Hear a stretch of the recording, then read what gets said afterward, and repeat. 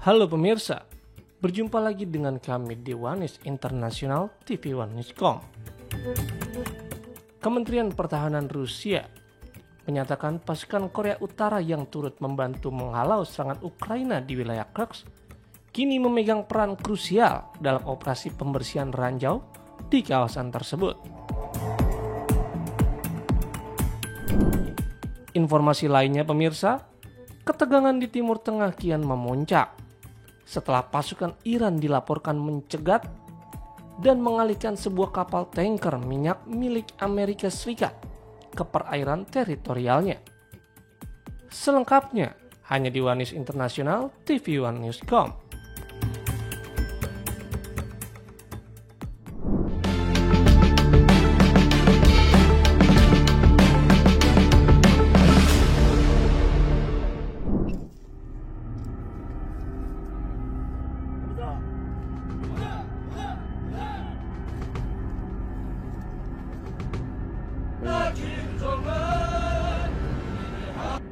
Kementerian Pertahanan Rusia pada Jumat 14 November menjelaskan bahwa pasukan Korea Utara kembali menjalankan misi penting di Kursk. Kali ini dalam operasi pembersihan ranjau yang masih tersebar di sejumlah titik setelah serangan besar Ukraina tahun lalu.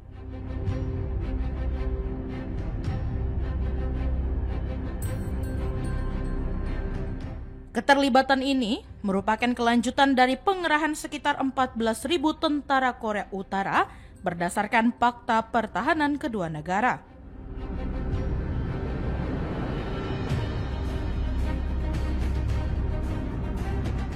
Di mana lebih dari 6.000 diantaranya dilaporkan tewas selama pertempuran menurut berbagai sumber dari Korea Selatan, Ukraina, dan negara-negara barat.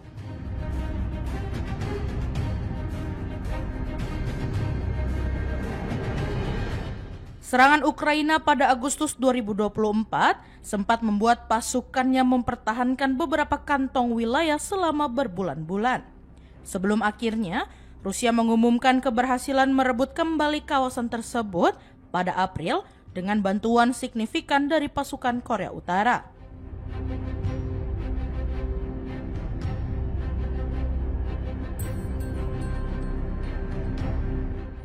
Peran terbaru mereka dalam pembersihan ranjau dipandang sebagai sinyal bahwa hubungan militer Moskow-Pyongyang semakin menguat.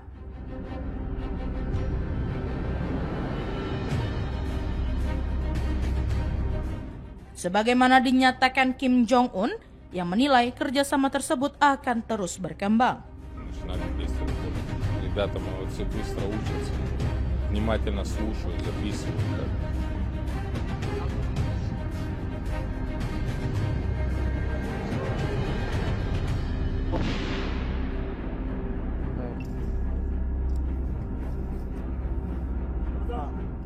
Rusia merilis rekaman pelatihan untuk para prajurit Korea Utara, termasuk pengenalan jenis ranjau, penggunaan detektor, serta latihan lapangan yang disertai kegiatan bernuansa patriotik.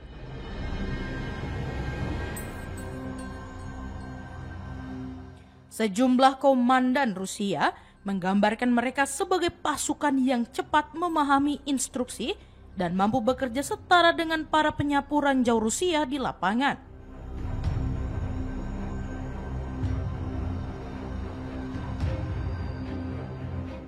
Media militer Rusia, Krasnaya Zvezda, melaporkan bahwa pasukan gabungan dari kedua negara menghadapi kepadatan ranjau yang sangat tinggi.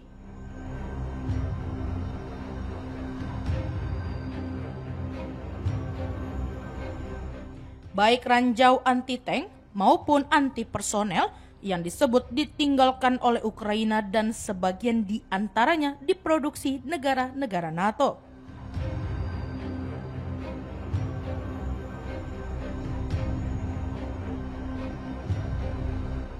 Di wilayah Bolshedatsky, 37 dari 64 permukiman dilaporkan masih tertutup bagi warga karena bahaya yang belum sepenuhnya teratasi.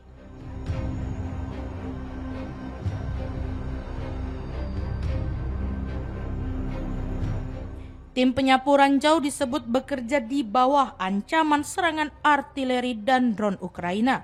Meskipun laporan itu belum dapat diverifikasi secara independen oleh Reuters.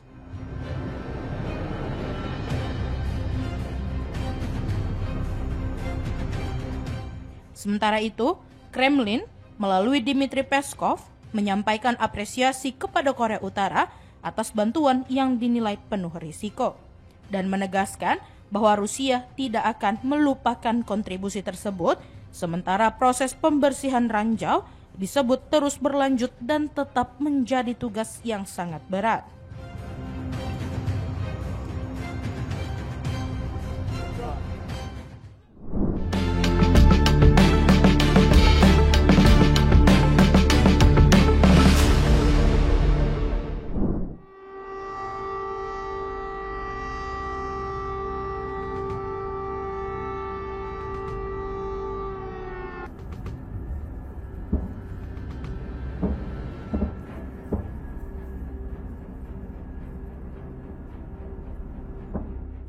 Serangan besar Rusia yang melibatkan ratusan drone dan puluhan rudal kembali menghantam Kiev pada Kamis. Sebuah serangan yang oleh Presiden Ukraina Volodymyr Zelensky digambarkan sebagai upaya terencana untuk menimbulkan kerusakan luas pada warga dan infrastruktur sipil.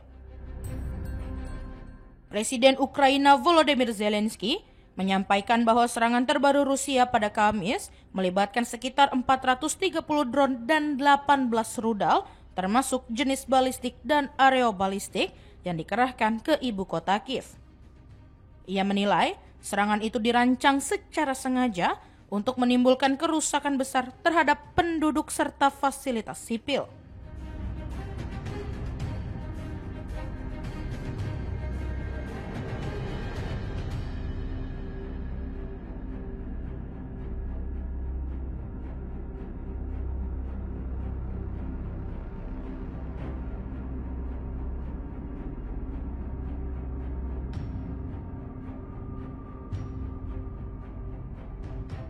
Zelensky menjelaskan bahwa puluhan unit apartemen di Kiev mengalami kerusakan, sementara bangunan kedutaan Azerbaijan terkena serpihan dari rudal Iskander. Rangkaian gempuran tersebut menargetkan Kiev sebagai sasaran utama. Namun, wilayah lain seperti Kharkiv dan Odessa juga dilaporkan turut terdampak. Sejak malam sebelumnya, tim darurat bergerak di berbagai lokasi yang terkena serangan. Zelensky menggambarkan serangan itu sebagai tindakan yang sangat brutal dan menyebut adanya puluhan korban luka, termasuk anak-anak serta seorang wanita hamil.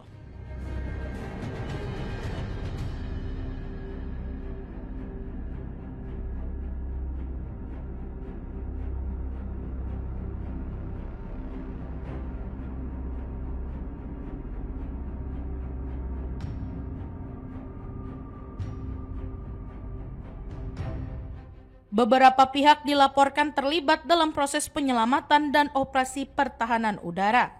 Menteri Dalam Negeri Ukraina, Ihor Klimenko, memberikan laporan mengenai perkembangan upaya penyelamatan di lapangan. Sementara itu, Komandan Angkatan Udara Ukraina, Anatoly Kryzhonko, juga menyampaikan pembaruan terkait efektivitas pertahanan udara dalam menahan sebagian gempuran tersebut. Zelensky menyampaikan apresiasi kepada para prajurit yang dianggap bekerja secara efektif menghadapi serangan itu. Ukraina dikatakannya tidak berdiam diri dan merespon serangan tersebut melalui kemampuan jarak jauh yang dimiliki negara itu.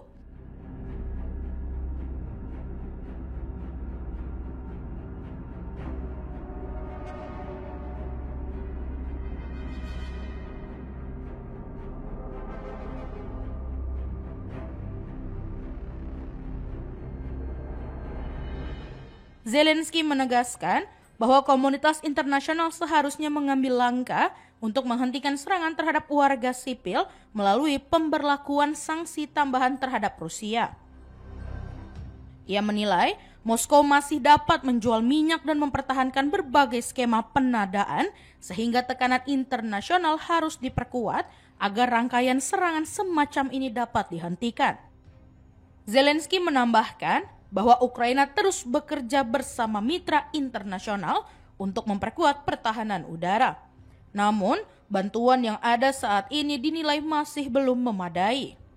Ia menegaskan bahwa Ukraina membutuhkan tambahan sistem pertahanan serta rudal pencegat dan menyatakan bahwa negara-negara Eropa maupun Amerika Serikat memiliki kemampuan untuk menyediakan kebutuhan tersebut. Zelensky menyebut Ukraina sedang menunggu kepastian konkret dari para mitra mengenai dukungan lanjutan tersebut.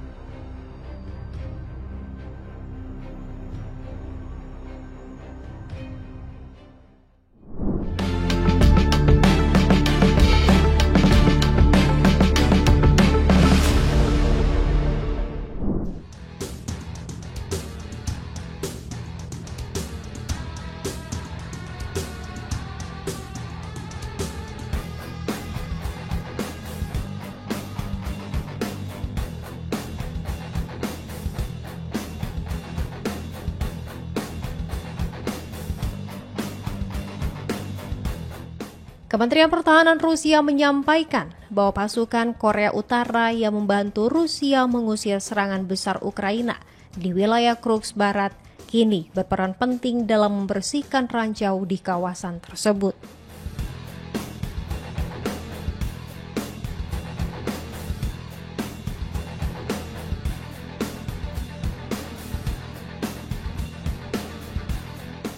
Berdasarkan fakta pertahanan bersama kedua negara, Korea Utara disebut telah mengirim sekitar 14.000 tentara untuk bertempur bersama Rusia di Kursk tahun lalu.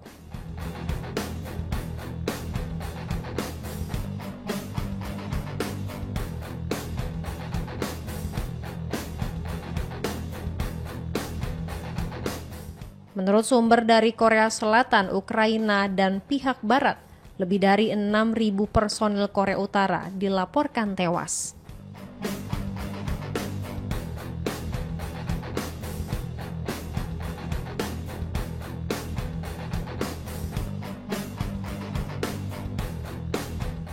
Pasukan Ukraina diketahui menerobos perbatasan pada Agustus 2024 dan menguasai sebagian besar wilayah itu selama beberapa bulan.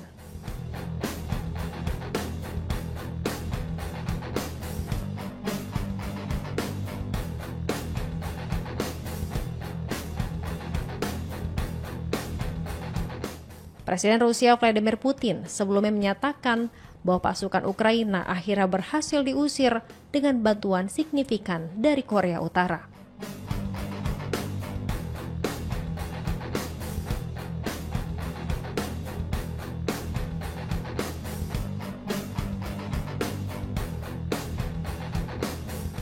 Peran Korea Utara dalam operasi pembersihan ranjau disebut menegaskan keinginan kedua negara untuk terus memperkuat hubungan militer yang oleh pemimpin Korea Utara Kim Jong-un bulan lalu disebut akan maju tanpa henti.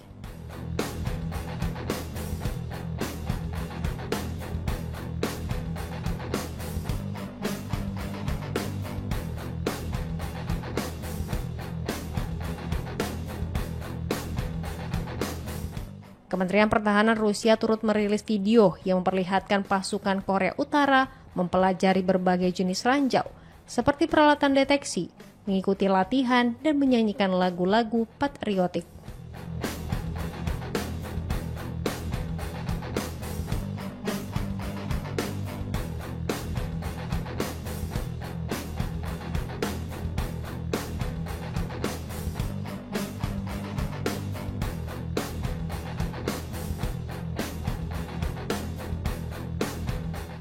Seorang komandan Rusia dengan tanda panggilan Veles menyatakan bahwa para prajurit Korea Utara belajar dengan cepat, memperhatikan instruksi, dan mencatat dengan seksama.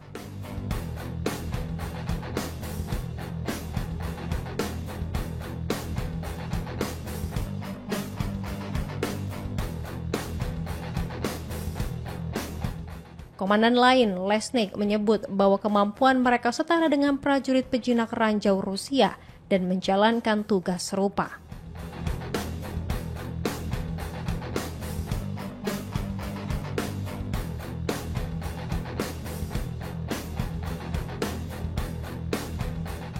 Media militer Rusia Krasnaya Zvezda melaporkan bahwa tentara Rusia dan Korea Utara menghadapi kepadatan ranjau anti-tank dan anti-personil yang belum pernah mereka temui sebelumnya, yang diklaim ditinggalkan oleh pasukan Ukraina dan sebagian diproduksi oleh negara-negara NATO.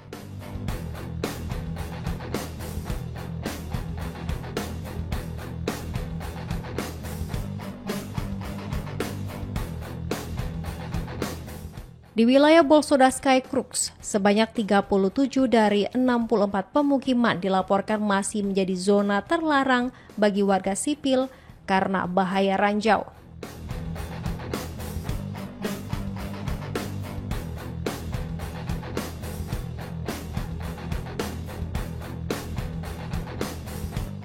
Para penjinak ranjau disebut kerap mendapat serangan artileri dan drone Ukraina saat menjalankan tugas mereka.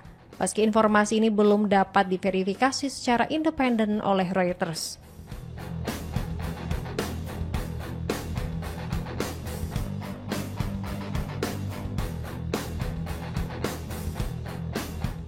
Juru bicara Kremlin Dmitry Peskov menyampaikan bahwa Moskow berterima kasih atas bantuan yang disebutnya tanpa pamrih dan heroik.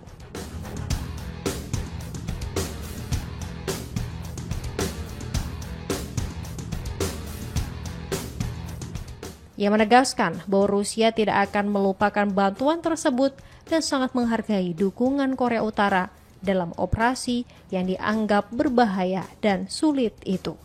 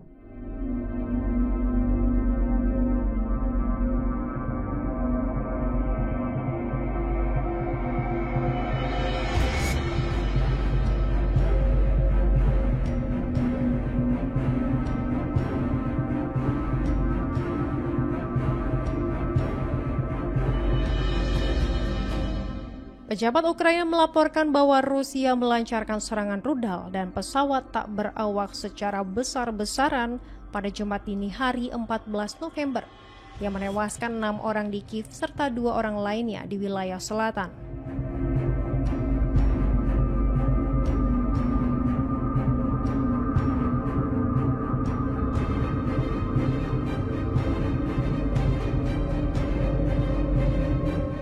Serangan tersebut menyasar fasilitas energi, gedung apartemen, dan infrastruktur lainnya.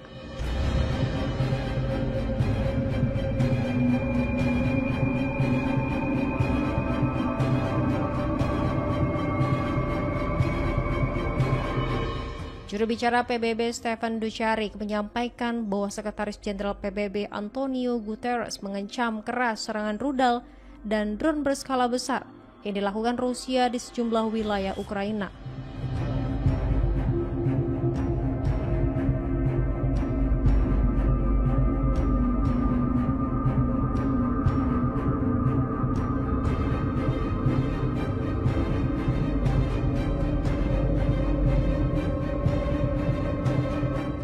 Ia menegaskan bahwa serangan terhadap warga sipil dan infrastruktur sipil merupakan pelanggaran hukum humaniter internasional dan menyatakan bahwa tindakan tersebut tidak dapat diterima serta harus segera dihentikan.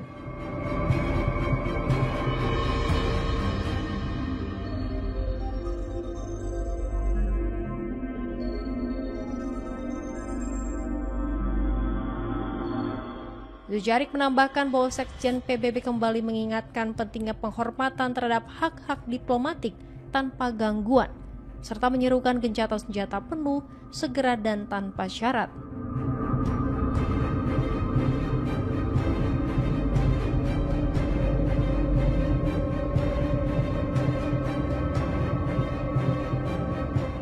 Langkah itu menjadi awal menuju perdamaian yang adil, komprehensif, dan berkelanjutan di Ukraina, dengan tetap menjunjung tinggi kedaulatan, kemerdekaan, dan integritas teritorial negara tersebut.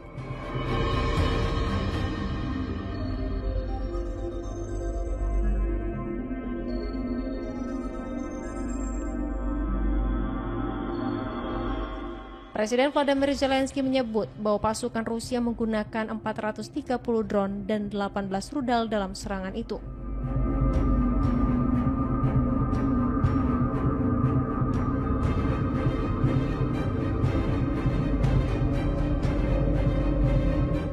Ia mengatakan bahwa Ukraina merespon dengan serangan jarak jauh.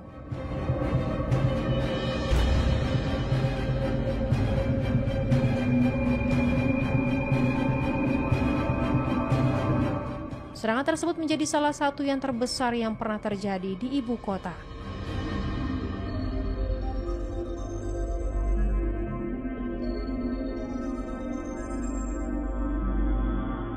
Menurut pejabat Ukraina, sebagian besar rudal dan drone berhasil ditembak jatuh, namun puing-puing yang jatuh dan kebakaran mengakibatkan kerusakan pada gedung apartemen bertingkat, sekolah, fasilitas medis, dan bangunan administrasi di 9 distrik kota yang berpenduduk sekitar 3 juta orang itu.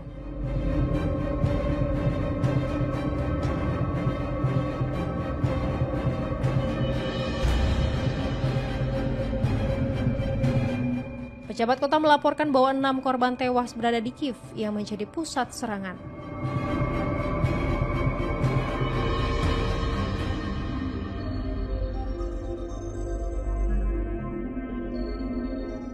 Kementerian Pertahanan Rusia mengatakan bahwa serangan tersebut ditujukan ke fasilitas energi dan kompleks produksi senjata Ukraina menggunakan senjata presisi tinggi sebagai respon atas serangan Ukraina terhadap wilayah Rusia.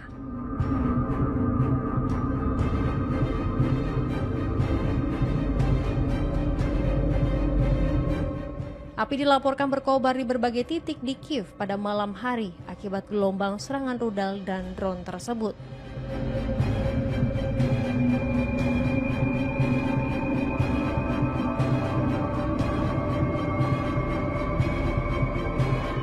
Foto-foto yang beredar menunjukkan warga berkumpul di jalan yang dipenuhi puing-puing di sekitar gedung apartemen mereka.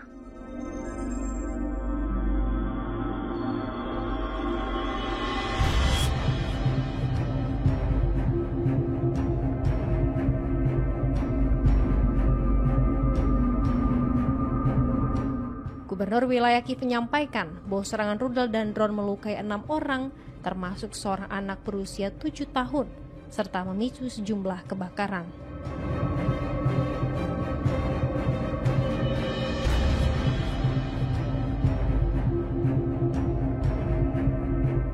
Di Chernomorsk, wilayah selatan, 10 orang termasuk seorang anak dilaporkan terluka ketika Rusia menyerang pasar kota.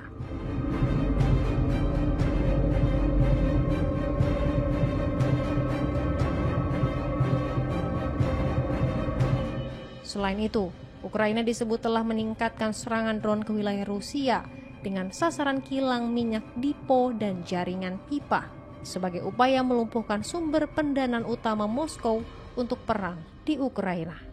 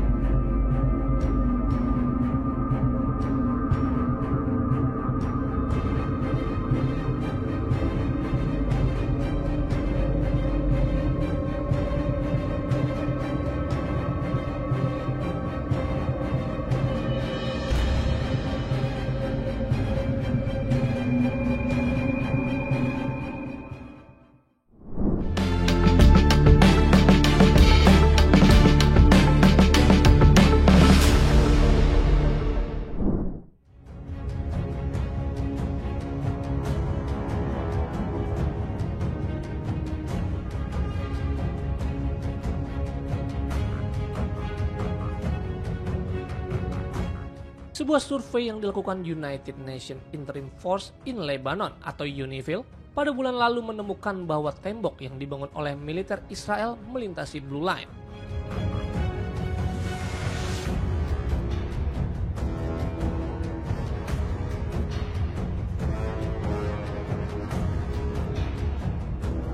Sebuah garis yang menjadi perbatasan de facto antara Israel dan Lebanon.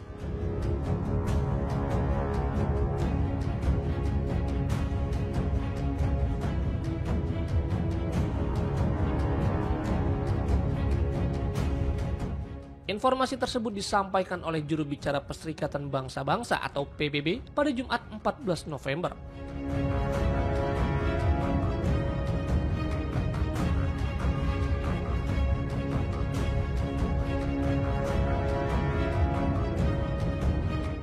Blue Line merupakan garis batas yang dipetakan PBB untuk memisahkan Lebanon dari Israel, serta dataran tinggi Golan yang dikuasai Israel.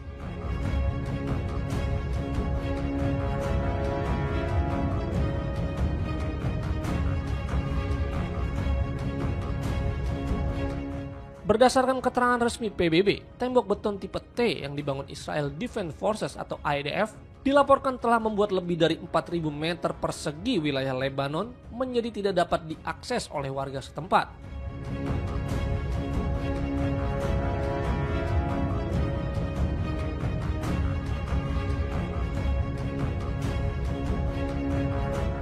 Juru bicara Sekretaris Jenderal PBB, Stephane Dujarric, menjelaskan bahwa pasukan penjaga perdamaian juga melaporkan adanya pembangunan tembok tambahan yang melintasi Blue Line di kawasan Tenggara Yaron.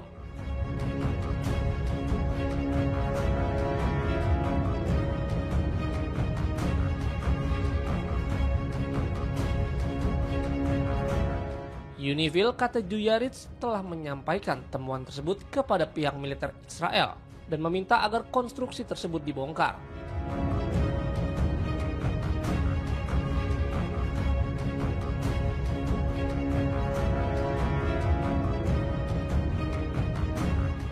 Dujarric menilai keberadaan dan pembangunan struktur tersebut di wilayah Lebanon merupakan tindakan yang bertentangan dengan resolusi Dewan Keamanan PBB nomor 1701 serta dianggap melanggar kedaulatan dan keutuhan wilayah Lebanon.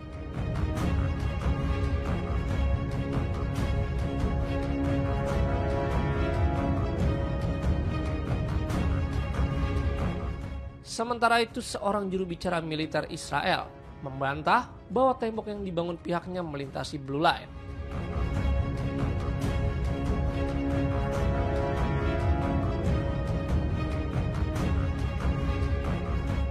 UNIFIL yang dibentuk pada 1978 bertugas di wilayah antara Sungai Litani di bagian utara dan Blue Line di selatan.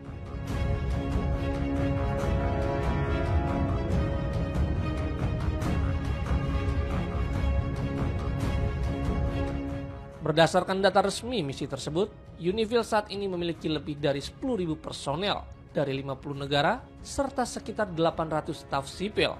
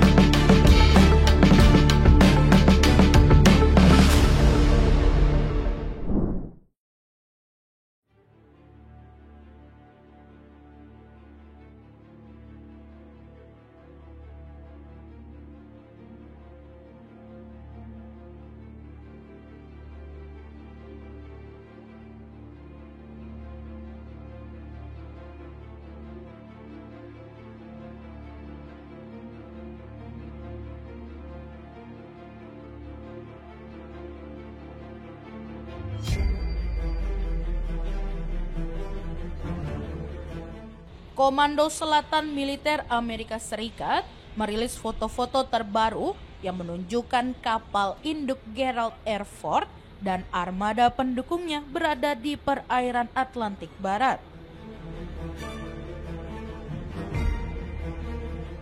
Kehadiran kelompok tempur ini mencerminkan eskalasi militer yang semakin memperdalam ketegangan antara Washington dan Caracas.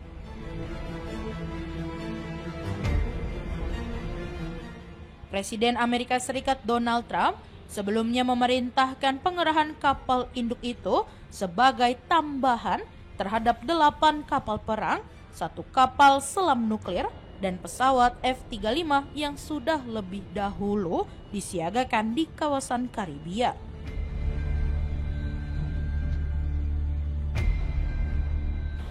Gerald R. Ford merupakan kapal induk terbaru Amerika Serikat yang mulai beroperasi pada 2017 dan dikenal sebagai kapal induk terbesar di dunia dengan lebih dari 5.000 personel di dalamnya.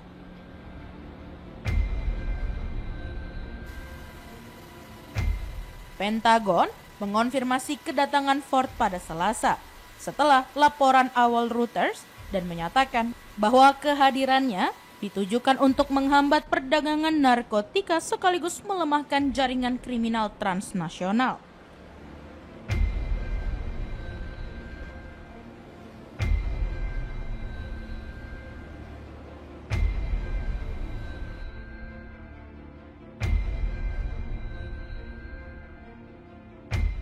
Di sisi lain, Presiden Venezuela Nicolas Maduro berulang kali menuding bahwa peningkatan kekuatan militer Amerika Serikat di sekitar wilayahnya merupakan upaya untuk menggulingkan pemerintahannya.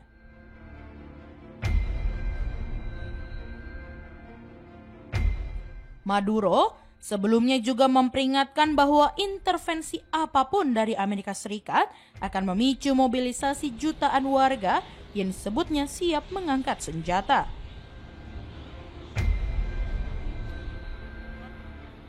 Militer Amerika Serikat selama ini telah menjalankan sedikitnya 20 serangan terhadap kapal-kapal yang diduga terlibat dalam perdagangan narkotika di Karibia dan di wilayah perairan Pasifik Amerika Latin yang dilaporkan menewaskan setidaknya 76 orang.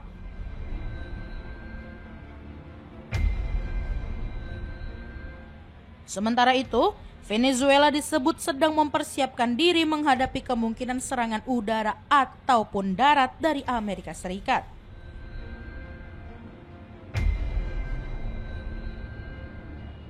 Persiapan itu mencangkup pengerahan senjata termasuk peralatan buatan Rusia yang sudah berusia puluhan tahun, serta rencana membentuk perlawanan bergaya gerilya atau menciptakan kekacauan jika serangan benar-benar terjadi berdasarkan keterangan sejumlah sumber dan dokumen perencanaan yang dilihat Reuters.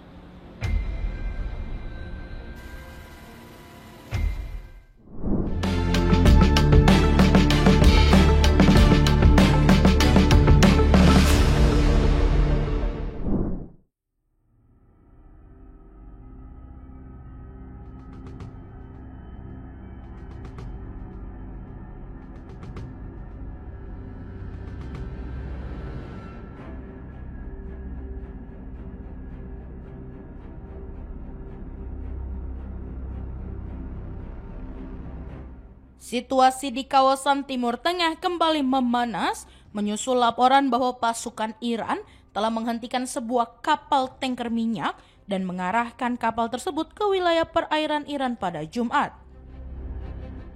Informasi itu disampaikan oleh seorang pejabat Amerika Serikat dan sumber keamanan maritim yang menyebut insiden ini sebagai penyitaan pertama oleh Teheran sejak serangan gabungan Israel dan Amerika Serikat terhadap Iran pada Juni lalu.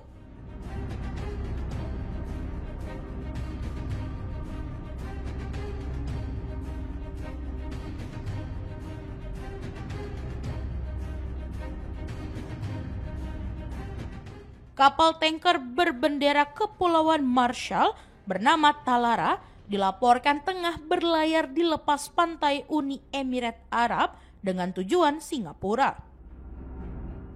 Informasi tersebut disampaikan oleh sumber maritim yang dikutip Reuters. Pihak Columbia Ship Management Ltd yang berbasis di Siprus, perusahaan yang mengelola kapal itu, menjelaskan bahwa mereka telah kehilangan kontak dengan kapal Talara yang diketahui mengangkut gas oil berkadar sulfur tinggi. Pusat Operasi Perdagangan Maritim Inggris turut mengonfirmasi terjadinya insiden tersebut. Lembaga itu menyatakan adanya dugaan keterlibatan aktivitas negara yang memaksa kapal tanker itu mengubah haluan menuju perairan Iran.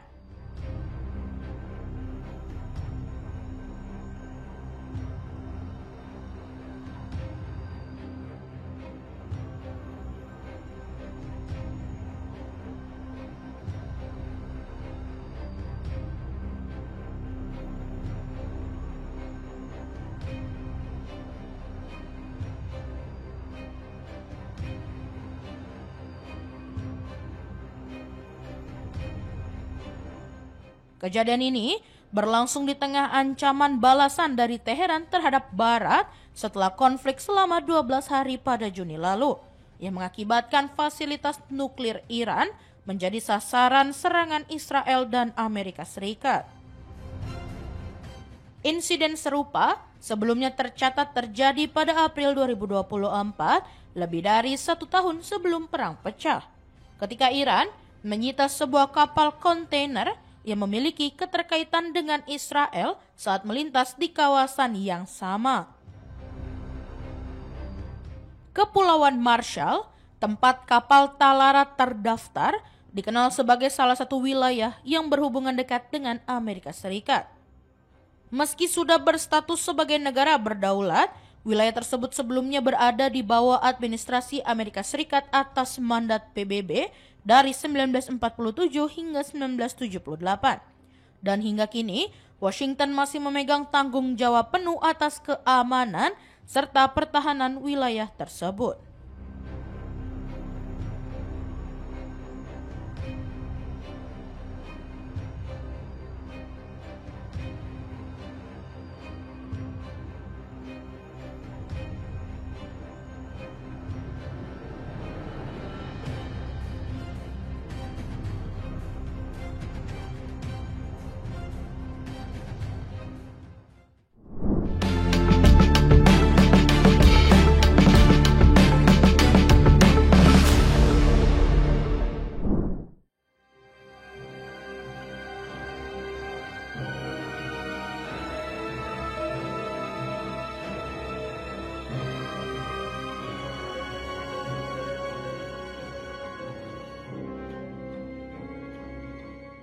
Penjaga pantai atau Coast Guard Amerika Serikat dilaporkan mendeteksi kapal militer Rusia sedang beroperasi di dekat perairan teritorial Amerika Serikat sekitar 15 mil laut selatan Oahu, Hawaii bulan lalu.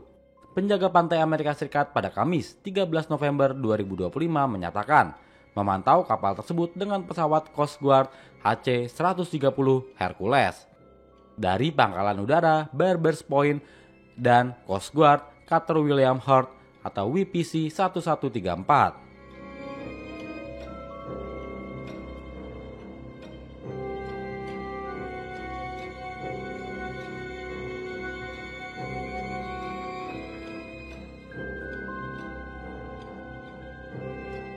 Ketegangan antara Amerika Serikat dan Rusia masih tinggi di tengah konflik yang sedang berlangsung di Ukraina. Sejak kembali menjabat pada bulan Januari, Presiden Amerika Serikat Donald Trump telah berupaya mengakhiri invasi skala penuh ke Ukraina yang dilancarkan Rusia pada Februari 2022, tetapi perundingan antara Moskow dan Washington menemui jalan buntu. Mendekatnya kapal intelijen Angkatan Laut Rusia, Karelia, yang begitu dekat dengan Hawaii meningkatkan risiko bagi keamanan maritim Amerika Serikat. Hal ini juga menunjukkan kalau perairan wilayah Pasifik menjadi wilayah strategis bagi banyak negara, bagi sekutu maupun lawan Amerika Serikat.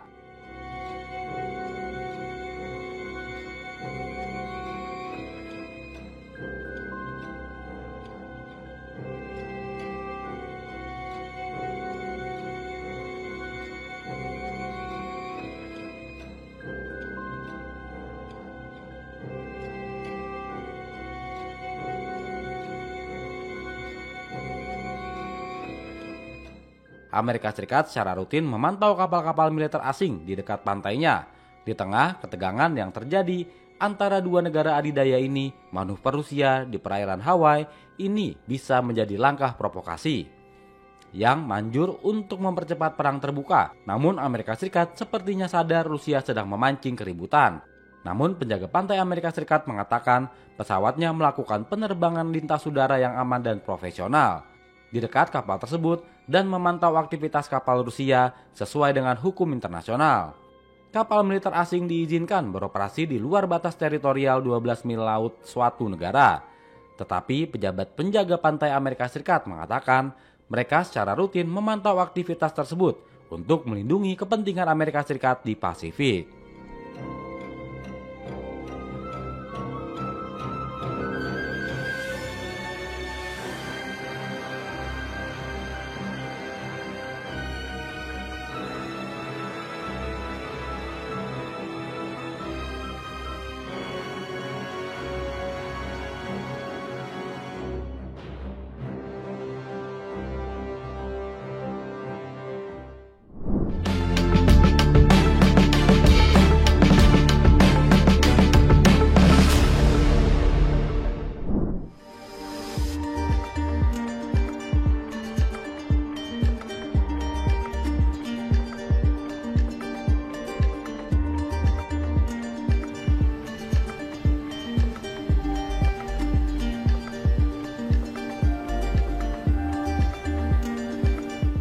Sebuah jet tempur Su-30 milik Rusia jatuh saat menjalani latihan rutin di wilayah Karelia.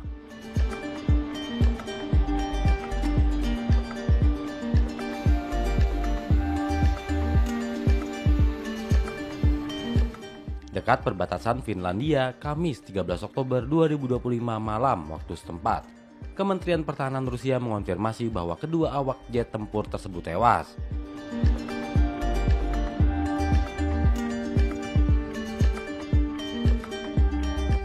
Kementerian menyatakan bahwa pesawat tersebut jatuh di area terpencil yang tidak berpenghuni.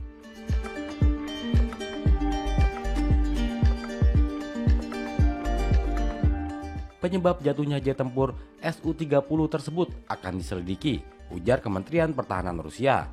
Pemerintah regional Karelia mengerahkan tim darurat menuju lokasi jatuhnya pesawat.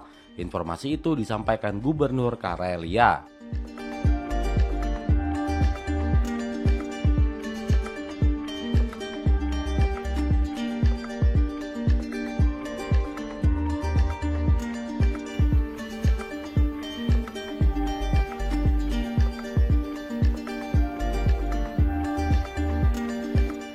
Gubernur setempat menyampaikan dia mendapatkan informasi bahwa jet tempur itu jatuh di distrik Prionezhky.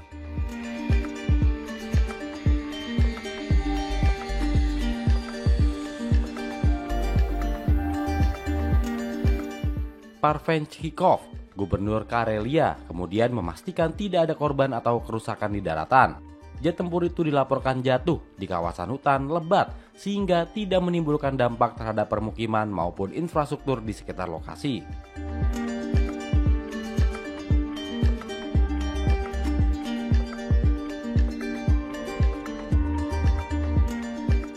Bulan lalu, pesawat tempur Rusia MiG-31 juga mengalami kecelakaan saat mendarat di Lipetsk region. Namun kedua pilot pesawat tempur itu berhasil selamat dalam insiden tersebut.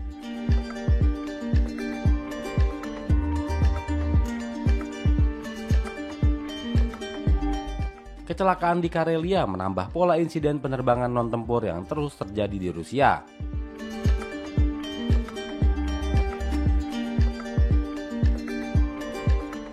Awal tahun ini, sebuah pesawat tempur pengebom Sukhoi Su-34 juga jatuh saat latihan terbang di wilayah Nizhny Novgorod.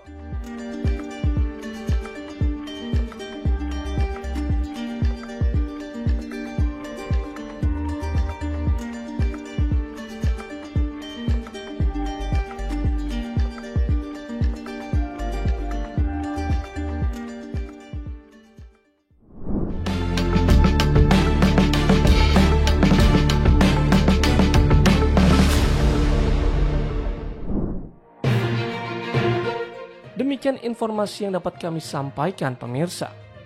Terima kasih telah bergabung bersama kami. Sampai jumpa di One News Internasional berikutnya.